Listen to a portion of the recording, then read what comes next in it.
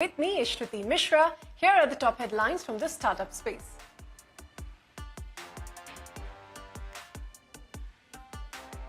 After delaying March salaries, BYJU'S is laying off about 500 employees. The embattled edtech company says they are in final stages of an ongoing business restructuring exercise.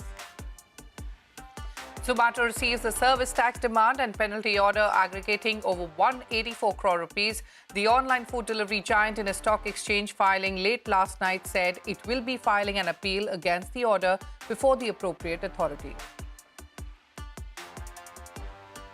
Actor Dina Moria's beverage startup, The Fresh Press, raises an undisclosed sum in a pre-Series A funding round from Gruhas Collective Consumer Fund. The cold-pressed juice startup is also part of the first Gruhas Gusto Food Tech Accelerator program.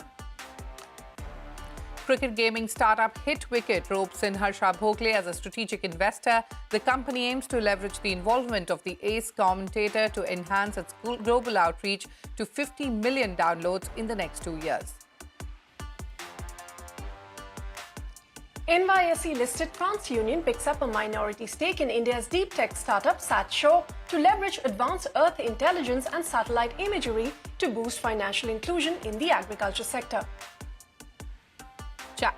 ChatGPT maker OpenAI has changed the governance structure of its venture capital fund that backs AI startups to ensure that its high-profile CEO, Sam Altman, no longer owns or controls the fund, according to regulatory filings in the US.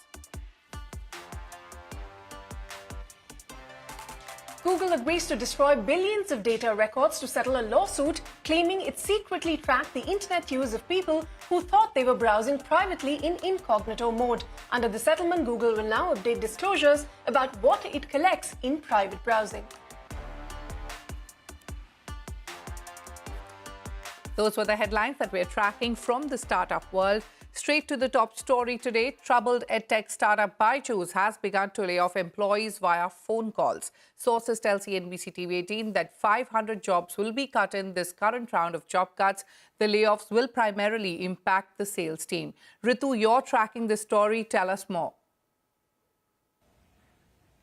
Well, Shruti, BYJU'S continues to dominate headlines for the wrong reasons, but now we understand it is letting go of at least 500 people in yet another round of layoffs on the back of a second month of salary delays for its employees as well. Now, we understand these layoffs are part of a business restructuring, which was announced in October, soon after the new CEO, Arjun Mohan, took reins of the company. And these were targeted at simplifying the operating structure, reducing the cost base, improving the cash flow management, and so on. We've now been given to understand that BYJU'S, at the time of announcing this restructuring, had estimated the exercise to impact a maximum of 4,500 jobs at the time.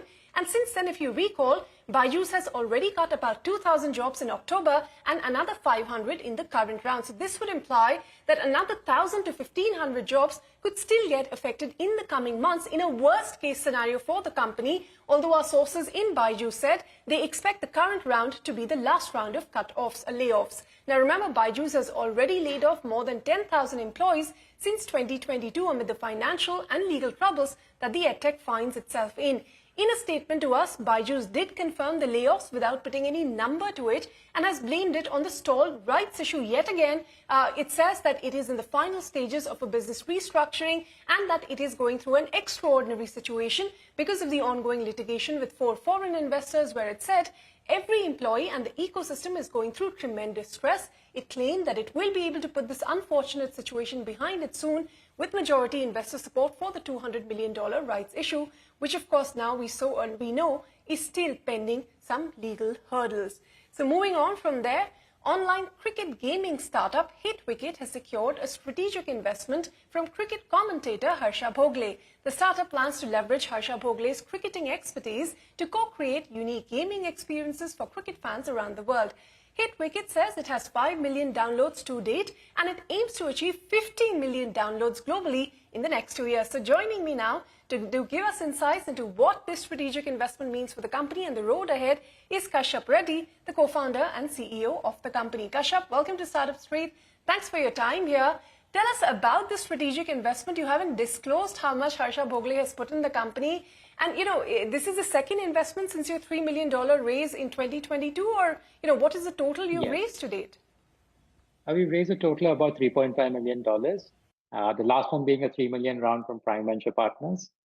And to answer your question about Harsha Bhogle, our role is we want to create a unique cricketing experience where we co-create content with him under Hitwicket with Harsha, where he talks about the past cricketing matches and the way in which a user can download our game and replay those matches inside the game. Our goal is that by playing the game, people's understanding of cricket itself stands improved, right? They will know the finer details about the game. And that's what Harsha is known for, cricket, strategy, and a global outlook. Okay, so tell us how you're going to leverage that partnership to get to 50 million downloads, because, since your inception in the last 4 years, you've gotten to 5 million. You want to do 10x that in just the next 2 years. So what's your strategy to do that?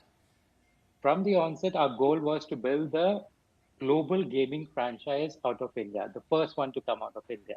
And in order to do that, we knew we had to make a product which is right up there with the best games in the world, like the likes of PUBG or a Candy Crush. So over the past 4 years, we've been spending relentlessly to fine-tune the engagement and the monetization and the user experience. And now we believe we have cracked that. And all we need is the visibility. And that's where a great iconic commentator like Harsha Bhogle can put us on the global and the world front. And that's what's going to take us into flywheel of growth.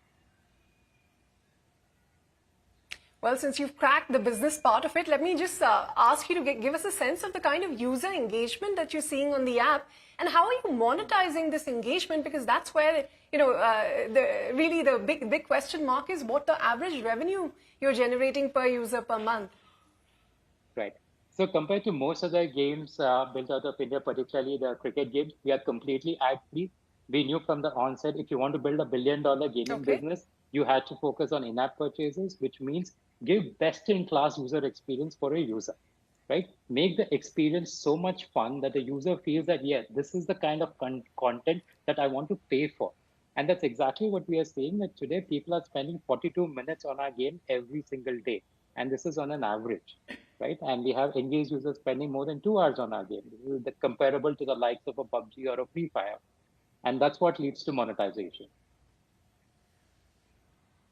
But, how many of these 5 million users are actually paying users? How many of them subscribe to, in-app purchases? So it's a significant proportion of it. Can't say the exact numbers, but I would say that our numbers are right up there with how Candy Crush and Clash of Clans performs in India. And I'm super confident that we'll be able to take this at a global scale.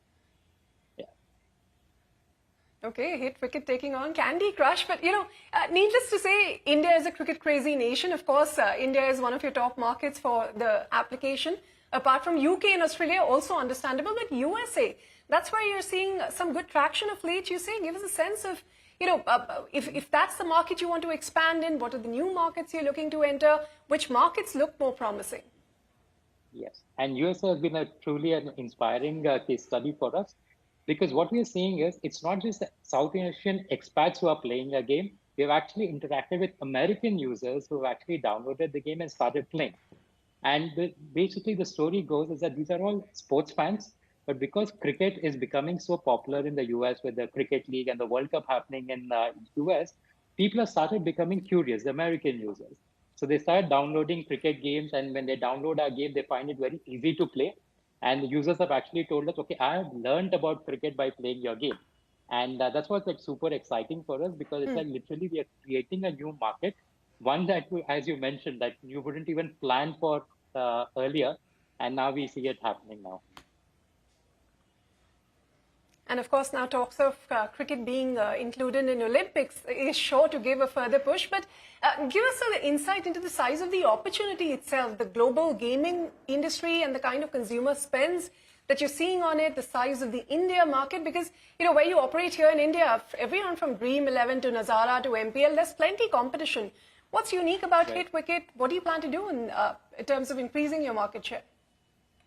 So essentially, unlike most other gaming companies so far, our focus has been on building a strategy-based cricket game where people are playing for engagement, right? One of the insights that we had from the market itself is like the way people play Candy Crush, right? They're looking for a 5 minutes of quick engagement.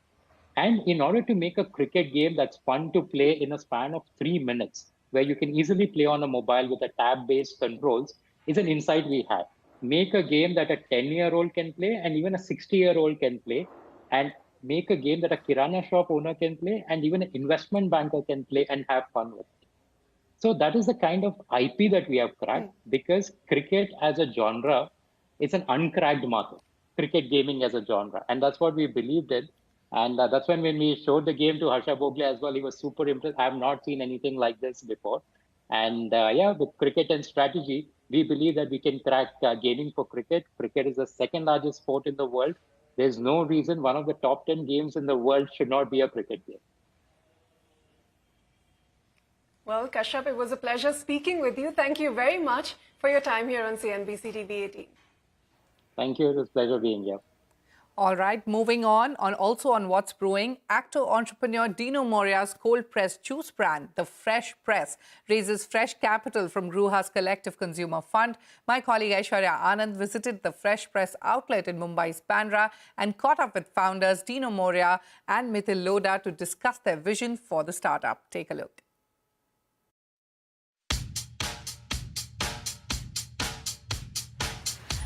Did you know actor and model turned entrepreneur Dino Moria runs a cold press juice chain?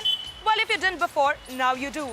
The Fresh Press, co-founded by Mithil Lodha, Rahul Jain and Dino Moria, have now raised a fresh round of funding from Gruhas Collective Consumer Fund. Interestingly, the startup is also a part of Gruhas Gusto Food Tech Accelerator program. And here at one of the startups outlet in Bandra, and waiting for me to take this juicy conversation forward, are co-founders Mithil Lodha and Dino Moria. Dino, my first question is to you. So you came on board as an investor first and then you became a co-founder. Give us a recap of how it all began and what attracted you to, run a cold press juice chain. We saw Mithil and Rahul and their juice company and we thought, okay, these guys are fantastic at what they do.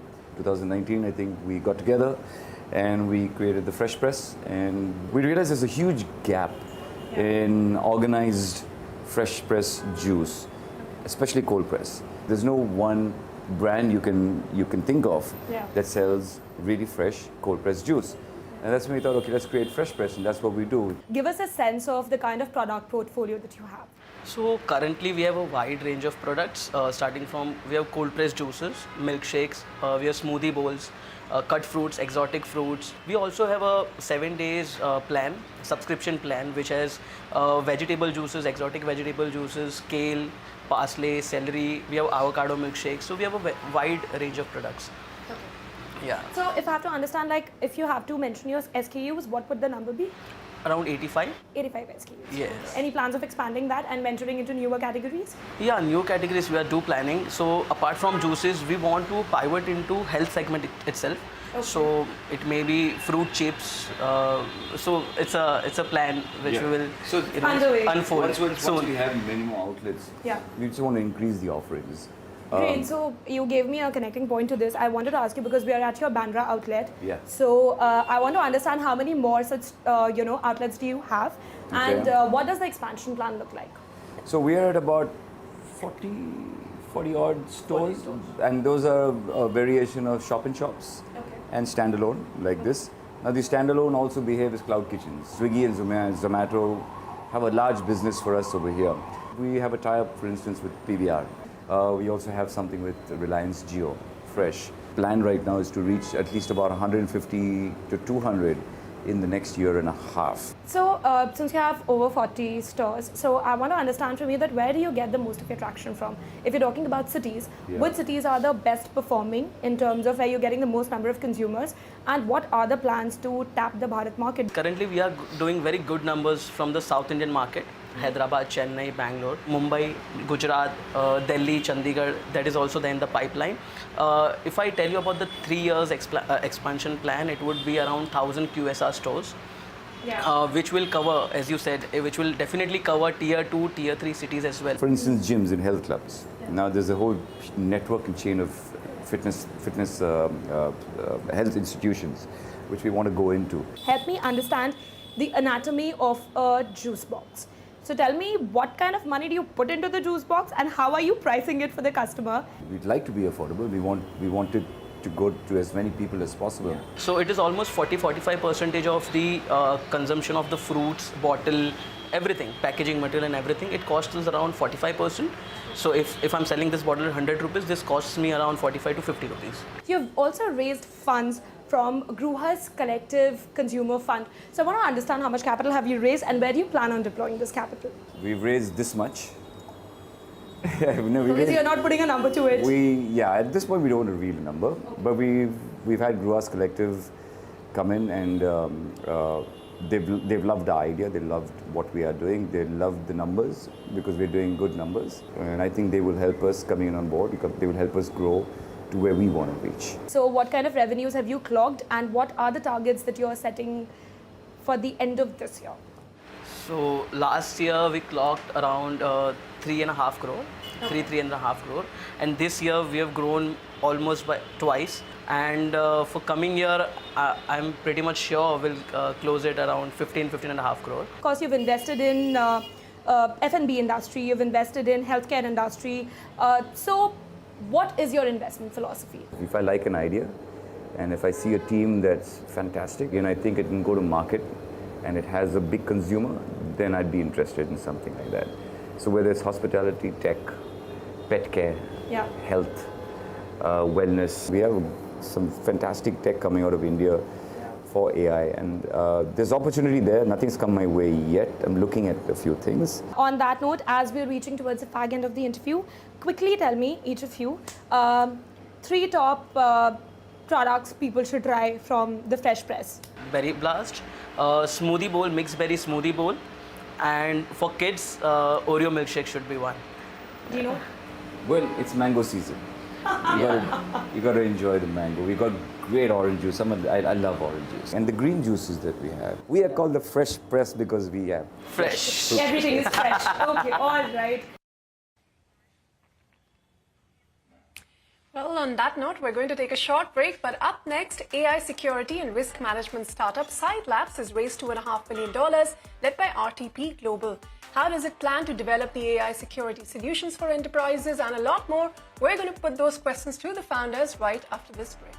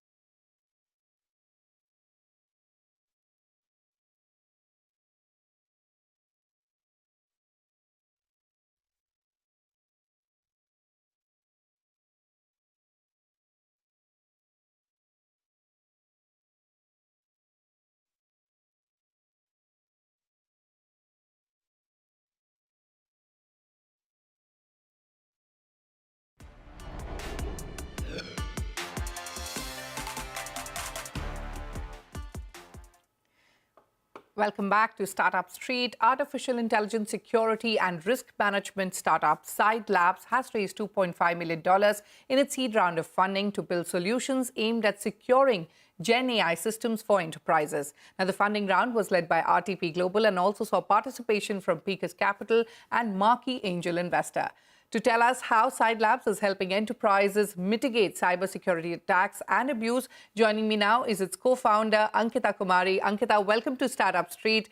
The adoption of generative AI has surely opened a new cybersecurity attack surface for those leveraging the technology, and SydeLabs claims that its AI security and risk management solutions address this concern. So, Ankita, tell us first, take us through your offerings. How are they helping mitigate cybersecurity attacks?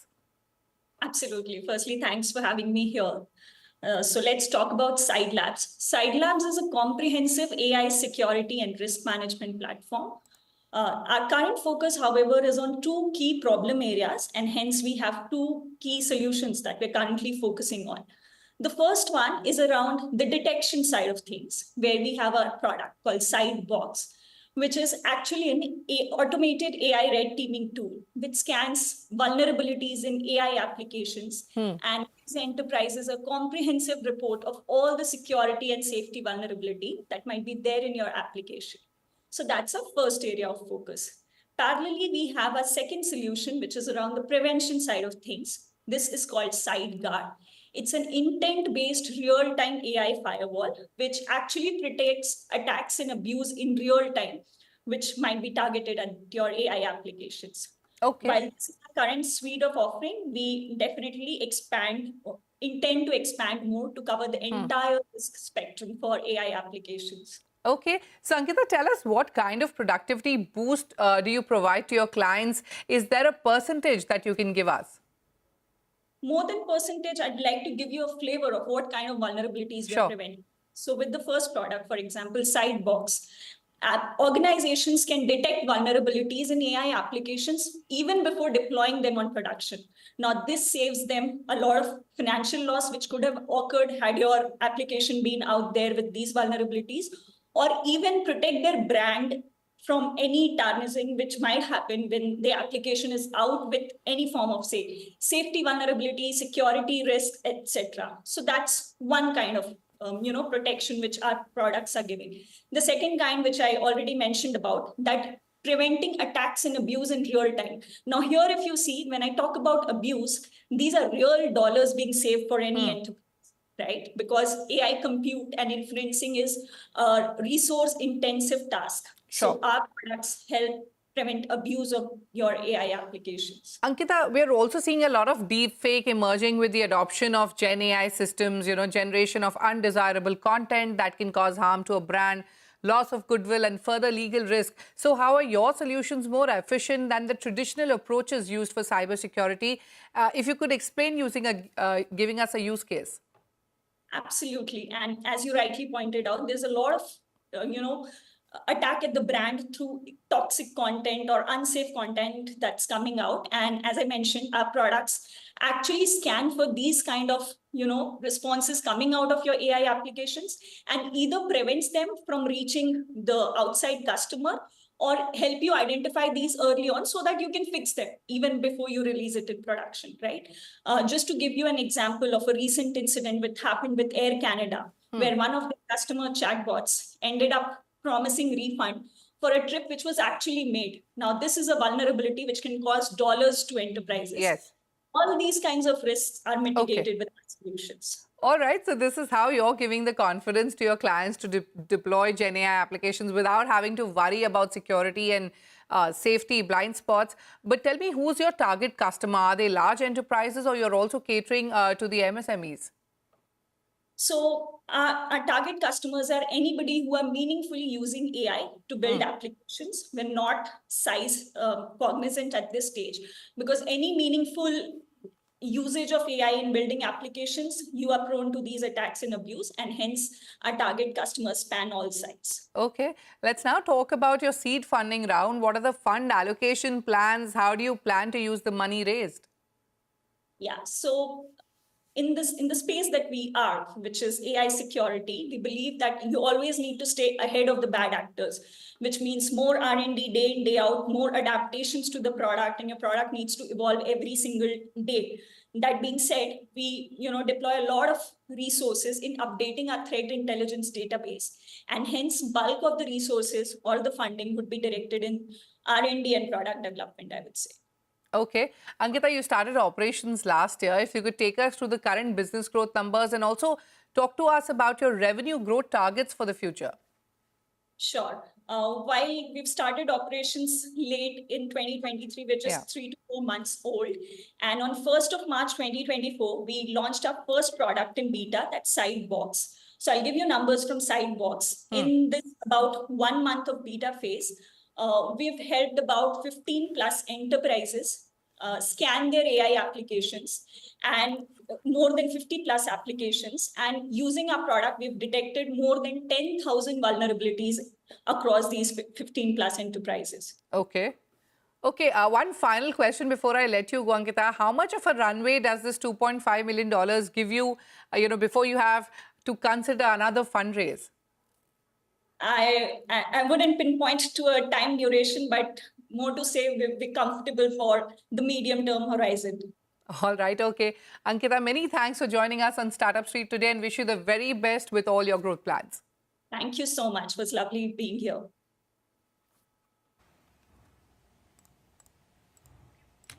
Okay, actress and entrepreneur Malaika Arora's brand, The Label Life, made its debut at the 6th edition of Godrej L'Affaire, a luxury lifestyle platform by Godrej Industries Limited and associate companies. Speaking to my colleague Zenia Baria about unveiling the brand's Spring and Summer 2024 collection, she said it was a perfect opportunity for them to showcase on the runway. She added that despite facing challenges in raising capital and managing inventory, the brand now caters to a large audience. Take a look.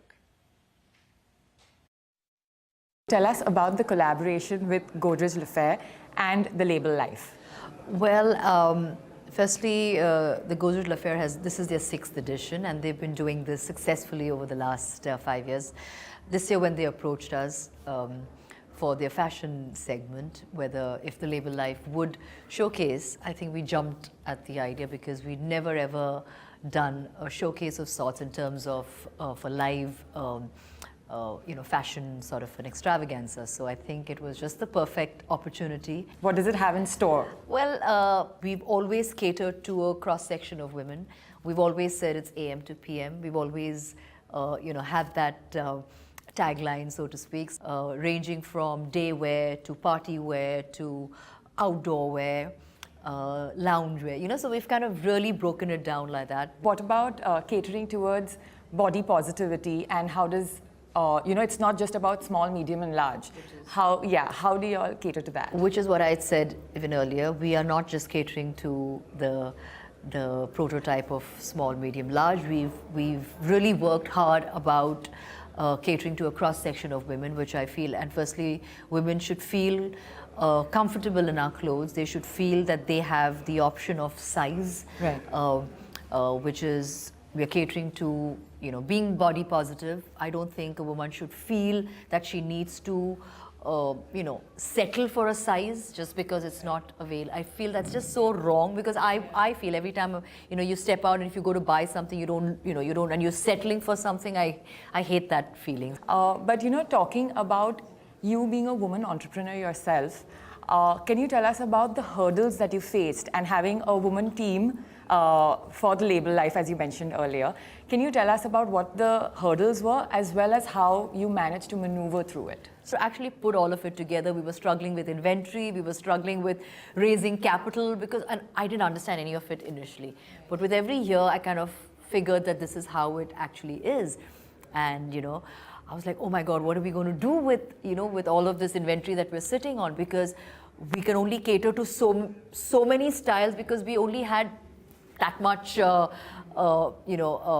capital with us. So the more you needed, obviously if we needed to cater to, for a mass out there, for that kind of numbers, we needed that kind of capital, which meant we needed to raise that kind of capital. So it was all trial and error. There were so many times where I could feel frustration among the women, but the good thing is that all of them stuck on. All of them believed in the brand. They believed it was something, and I truly feel that they put in a lot of love, a lot of affection, a lot of hard work. They toiled over it day in and day out.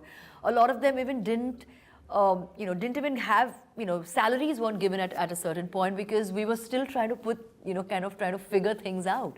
But today I just feel, I think that weight, that perseverance, that entire belief has paid off. Yeah. And now we are in a position where you can actually cater to a larger audience, to larger numbers, because that's now where we stand. So I think somewhere perseverance and really, really pays off. And I've learned that through The Label Life's journey. All right, with that, it's a wrap from Ritu and me, Shruti, on this edition of Startup Street. More news and updates coming up on the other side. Stay tuned.